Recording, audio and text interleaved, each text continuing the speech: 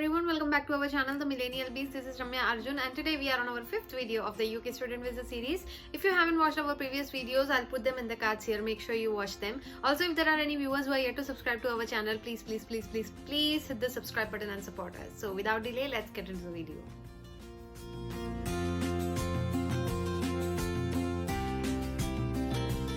Alright beautiful people, let's begin. So I'll be talking about some things that you can sort out while in the UK or the moment you land in the UK.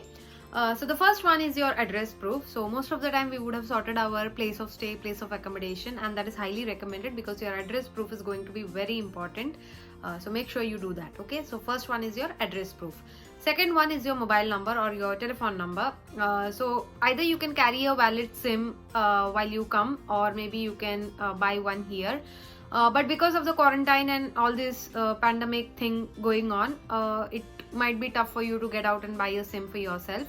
So if there is a way you can get the SIM on day one of, from the day you have landed in the UK, then that will be really helpful. So a valid SIM is very important. There are so many service providers available with very good plans, so you can check out and you can probably get one for yourself. Okay, so a valid SIM card is important.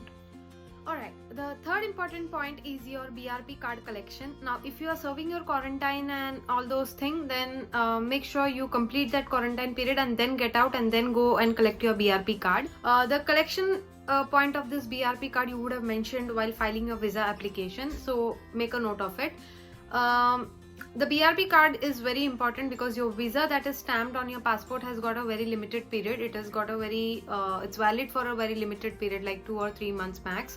Your BRP card is the actual card which will state, which will actually mention your ideal period of stay in the UK. So your BRP card is very important. Okay. The fourth important point is your national insurance number. So applying for a national insurance number is your fourth point. Now, this is quite similar to a PAN card that we have in India. If you're intending to work in the UK, you or your spouse, it is very important for you to have a national insurance number. So what you can do, you can call this number here.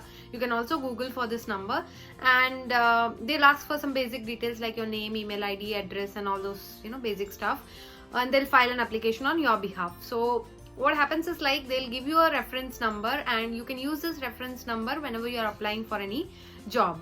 Now, this national insurance number, it will take around 3 to 4 months. So this reference number is something you can give to your employer when they are asking for a NI number. And then once when you have this NI number, you can go back and update your records. You can tell your employer to get your records updated. Okay. The fifth important point is your GP registration. Now for this, you'll have to step out of your house and you'll have to go out. So make sure you are done with your quarantine period. Now GP registration is your general practitioner registration. You'll have to walk into a hospital or a clinic or a medical center, and then they'll ask you to fill out a form. Just fill out the form, and it will take around 2 weeks to get your NHS number.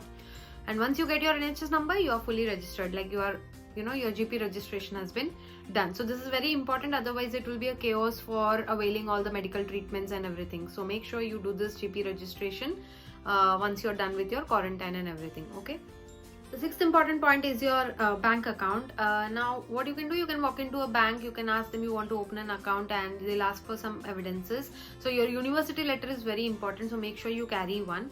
Also, in addition to that, they might ask for some utility bills or some kind of address proof. If you got one, well and good. If you don't, then if you're still you're facing difficulties to open a bank account, then always you can opt for a Monzo bank account. This is a digital banking facility that is available. I myself have been using this for a long time now. So this is a very good and convenient option, and you can just, all you need is an internet connection and mobile, and it's super easy.